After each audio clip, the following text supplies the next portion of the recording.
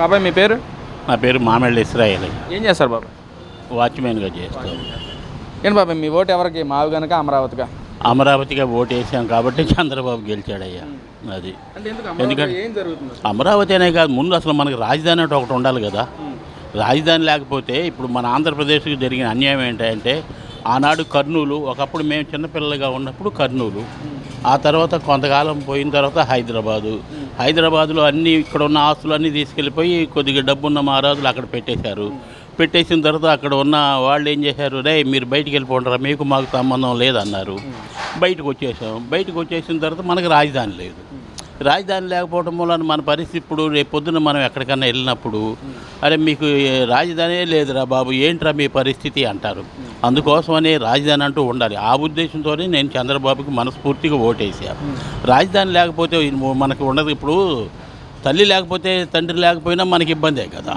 రాజధాని ఖచ్చితంగా ఉండాలి, ఎవరికైనా ఉండాలి. అది పరిస్థితి ఏంటంటే సరిగా తర్వాత కొంతమంది దానికి మనం ఒకళ్ళని తప్పు పడతామని కాదు, కానీ ఒక్కొక్కరితో ఒక్కొక్క టైపు. ఎందుకంటే అది వరకు చంద్రబాబు హయాంలో అన్న క్యాంటీన్ ఉంది, జగన్ గారు వచ్చిన తర్వాత అన్న క్యాంటీన్ తీసాడు. ఇలాగా అన్ని పరిస్థితులు బాగానే ఉన్నాయి. ముందు మనకు సంతోషకరం ఏంటంటే రాజధాని అంటూ ఒకటి ఉంది, మనం దాన్ని సంతోషపడాలి. అది నా మనస్ఫూర్తిగా ఉన్న. జగన్మోహన్ రెడ్డి గారు గెలిస్తే నేను మావిగాని తీసుకొస్తాను, మచిలీపట్నం విజయవాడ గుంటూరు మధ్య రాజధాని పెడతానని చెప్పి అంటున్నారు. మరి జగన్ గారు, నాకు తెలిసిన జగన్ గారు గెలిచేది లేదు, ఆయన మళ్ళీ మావి గారిని పెట్టేది లేదు. ఎందుకంటే ఇవాళ అందరికీ నెలకు 4,000 రూపాయలు పెన్షన్ ఇస్తున్నాడు. ముందు మాలాంటి వాళ్ళు మనస్ఫూర్తిగా ఇవాళ కొడుకు చూడాలి, కోడలు చూడాలనే ఇది లేదు. నెలకి నెల 1వ తారీఖు కాగానే వాళ్ళు వచ్చి 4,000 ఇస్తున్నారు. 4,000 ఇస్తున్నప్పుడు ఇంక మాకు దిగులే ఉంది. నాకు నా భార్యకి గవర్నమెంట్ ఇల్లు ఇచ్చింది. గవర్నమెంట్ వాళ్ళు ఇల్లు ఇచ్చినప్పుడు కరెంటు 200 యూనిట్లు కరెంటు ఫ్రీ. ఇక నాకు మా ఆవిడికి ఇవాళ కొడుకు చూడట్లేదు, కోడలు చూడట్లేదు అనేసి మనం భయపడాల్సినంత అవసరం లేదు. అలాగనేసి ఇక ఉన్నవన్నీ తెచ్చేసుకొని మనం పాడు చేసుకున్న తర్వాత ఇక నా పరిస్థితి ఏంటంటే అంటే దానికి ఎవరూ చెప్పేది లేదు. అందుకోసమని ఈ విషయంలో అంటే మనం ఒకరిని తప్పు పడతాం కాదు, కానీ మనస్ఫూర్తిగా రాజధాని అంటే ఒకటి ఉండాలి మనకి. అది బాబాయ్ ఇక్కడ ప్రజలకి సుపరిపాలన అందించింది ఎవరంటే మీరేం చెప్తారు బాబాయ్? ఎవరికి ప్రజలకు సుపరిపాలన అందించింది ఎవరంటే ఏం చెప్తారు?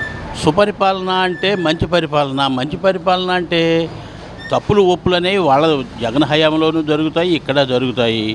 ఆనాడు మరి నంద్యాలలో అరెస్ట్ చేసిన చంద్రబాబును తీసుకొని తీసుకొచ్చి విజయవాడలో అరెస్ట్ చేశారు.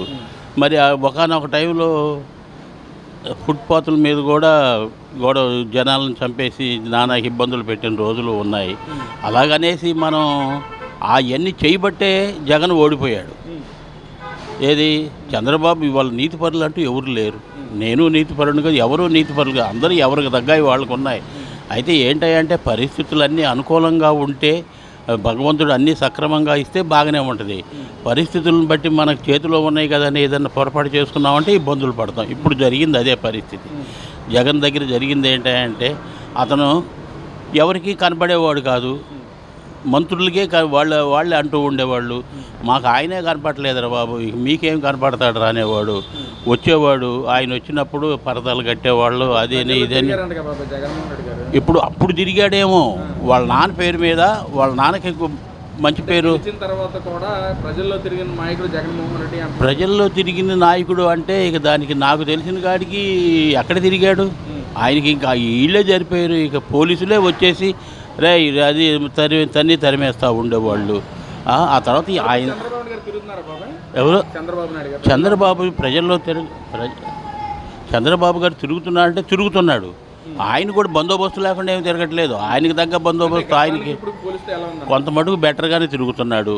ఎందుకంటే 4,000 ఇస్తుంది. ముందు అంటే వేరే నాలాంటి వాళ్ళు మనస్ఫూర్తిగా చెప్పుకుని 4,000 ఇస్తున్నాడు. ఇంటికి కరెంటు బిల్లు లేదు, 200 యూనిట్ల దాకా. ఇంకా నేను చంద్రబాబు కాబట్టి ఎవరికి ఓటేస్తాను? అది కాబట్టి మనస్ఫూర్తిగా ఆయనకి ఓటేశాను. రాజధాని కూడా అమరావతి ఉండాలని నేను కోరుకుంటున్నాను.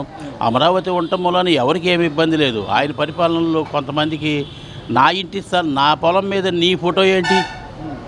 ఇప్పుడు ఆయనకి రెడ్లలో కూడా కొంత తిరుగుబాటు రావడానికి కారణం ఏంటంటే నాకు తెలిసిన అదే. ఈనాడు రెడ్లు చాలామంది ఆయనకి వ్యతిరేకంగా పనిచేశారు. అంటే నా ఫోటోని నా ఇంటి స్థలం మీద నీదేంట్రా బాబు, నా ఇంటి స్థలం మీద నీ ఫోటో ఏంటి? మేమందరం కావాలని నిన్ను గెలిపించుకుంటే మా పొలాలు తీసుకెళ్ళిపోయి నువ్వు అమ్మేసుకుంటావా, మా పొలాల మీద నీ పెత్తనం అనే ఉద్దేశంతో ఆనాడు ఓట్లేసిన రెడ్లందరూ కూడా చంద్రబాబుకి వ్యతిరేకంగా పనిచేశారు. నాకు తెలిసిన కాడికి అక్కడ మాకు తెలిసిన రెడ్డి గారు ఉన్నారు, ఆయన అదే పరిస్థితి. ఏంటంటే ఏంటి ఇజ్రాయెల్, ఏంటి వాడేంటి మా ఫోటో మా పొలాల మీద మీకు ఇదేంటి, రేపు పొద్దున అమ్మేసుకుంటే పరిస్థితి ఏంటి? ఆ ఉద్దేశంతో జనం రెడ్లు కూడా వ్యతిరేకమయ్యారు. అలాగే ఇక ఏదంటారు కర్ణుడికి అందరూ సావే అన్నట్టు అన్నీ కలిసి వచ్చినాయి. ఇటు చంద్రబాబుకు కూడా అరెస్ట్ చేసి 62 ఏళ్ల వయసు, తప్పులు చేయింది ఎవరు? నేనే చేస్తూ ఉంటాను తప్పులు. 72 ఏళ్ల వయసులో మరి ఆయన 6 గంటల పాటు తీసుకొచ్చి నానాకి ఇబ్బంది పెట్టి, అది కూడా కొంత అతనికి వ్యతిరేకత. కేంద్రం కూడా అమరావతి ఏకైక రాజధాని అని చెప్పి గెజిట్ నోటిఫికేషన్ ఇచ్చిన తర్వాత కూడా కేంద్రంలో పార్టీలన్నీ కూడా ఏకదేవంగా అమరావతి రాజధాని అని చెప్పి వాళ్ళు కూడా సైన్ చేసిన సందర్భాన ఇటు జగన్మోహన్ రెడ్డి గారు మావిగాన్ అంటూ ఉన్నారు. ఒకవేళ గెలిస్తే మావిగాన్ అవకాశం ఉందంటారా? చట్టం అయిపోయింది కదా రాజధానికి, పార్లమెంట్ ఆమోదించింది, కేంద్ర మంత్రివర్గం ఆమోదించింది. ఆమోదించిన తర్వాత ఆయన మొన్న ఒక మాట అన్నాడు, ముఖ్యమంత్రి ఎక్కడుంటే అక్కడే రాజధాని అన్నాడు.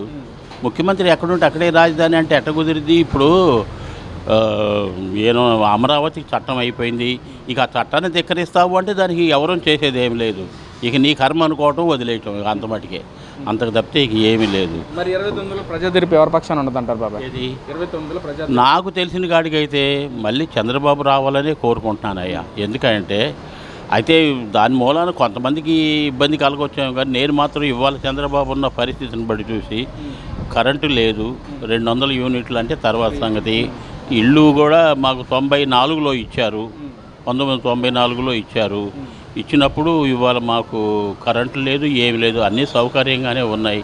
మళ్ళీ కూడా నేను మళ్ళీ చంద్రబాబు రావాలని కోరుకుంటున్నాను. అదే మనస్ఫూర్తిగా నేను కోరుకుంటున్నాను. పక్కనేమో గత పాలకులు ప్రజలకి సంతోషంగా ఉన్నారంటే అది మా ప్రభుత్వంలోనే, ప్రజాపాలన అంటే ఏంటో జగన్మోహన్ రెడ్డి చూసి నేర్చుకోవాలి ఈ పాలకులు అని చెప్పి గత పాలకులు మాట్లాడుతున్నారు. కామన్గా అంటూ ఉంటారయ్యా. ఇప్పుడు నాకు అభిమానం ఉంది, చంద్రబాబు అంటే నాకు అభిమానం ఉన్నప్పుడు ఆయన దగ్గర ఇప్పుడు నేనేం చెప్తున్నాను, నాకు ఇది జరిగింది కాబట్టి ఆయన రావాలయ్యా అని కోరుకుంటున్నాను. అయితే అలాగే కొంతమంది ఏం చేస్తారంటే తప్పదు, ఇక ఆయనకు వందేమో రేపొద్దున సీట్ ఇవ్వడేమో, రేపొద్దున మళ్ళీ వీళ్ళందరికీ సీట్ ఇవ్వడేమో, ఆ ఉద్దేశంతో జరుగుతూ ఉంటాయి తప్పులు ఒప్పులు అలాగనేసి. అయితే నేను మాత్రం మళ్ళీ చంద్రబాబు రావాలని కోరుకుంటాను. ఎందుకంటే ఫైనల్గా రాజశేఖర రెడ్డికి కొడుకుగా ఆయన బాటలో నడిచాను, నేను తండ్రి బాటలో నడిచాను, ప్రతి ఇంట్లో నేను చనిపోయిన బ్రతిన నా ఫోటో ఉండేటట్టుగా ప్రతి గుండెలో కూడా అనుకుంటున్నానని చెప్పి జగన్మోహన్ రెడ్డి గారు మాట్లాడుతున్నారు. బాబా అలా ఉంటారంటారా? రాజశేఖర రెడ్డిని చూసే ఆయనకు ఓటేశారు, కానీ వాస్తవంగా ఆయనకి లేదు.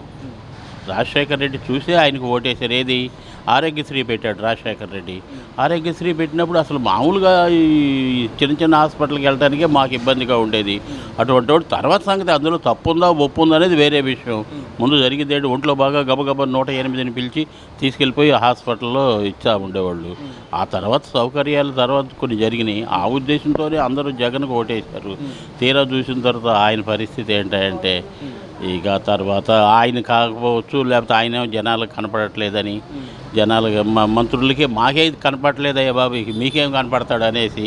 అలాగే కొంతమంది ఈ రవిడీజాలు కూడా కొద్దిగా ఆయన హయాంలో కొద్దిగా జరిగినాయి. ఎవరు అంటే మనం ఒకళ్ళ వ్యక్తిగత పేర్లు పెడతాం కాదు, చాలా జరిగినాయి. సరే ఇక ఈయనేంటంటే కొద్దిగా పెద్దవాడు వయసులో, ఎవరు చంద్రబాబు గారు వయసులో పెద్దవాడు. ఈయన దగ్గర తప్పులు జరగలేదని అంటలేదయ్యా, తప్పులు జరుగుతున్నాయి. అయితే ఏంటంటే ఏదన్నా ఈ చంద్రబాబు భయపడతాడు. ఏది అమ్మ వాళ్ళు ఏదన్నా అనుకుంటారేమో, వీళ్ళు ఏదన్నా అనుకుంటారు, భయపడతాడు. ధైర్య సాహసే లక్ష్మి అన్నట్టుగా వెళ్ళేవాడు. కానీ ఈయన కొద్దిగా అటు ఇటులో భయపడుతూ ఉంటాడు, అది వాస్తవం. ఎందుకంటే ఏదన్నా చేయాలంటే రేపు పొద్దున్న పరిస్థితి చంద్రబాబు నాయుడు గారు భయపడతారంటారు, కొద్దిగా భయపడతాం. వాళ్ళు ఉద్దేశం ఏంటంటే తప్పు గొప్ప చేస్తున్నాం కదా కానీ అనే టైప్లో ఉండేవాళ్ళు. ఈయన ఏంటంటే కొద్దిగా వెనక్కి ముందుకు వాళ్ళు ఏమనుకుంటే వీళ్ళు ఏమన్నా అంటూ ఉండేవాడు. అది పరిస్థితి అంతకు.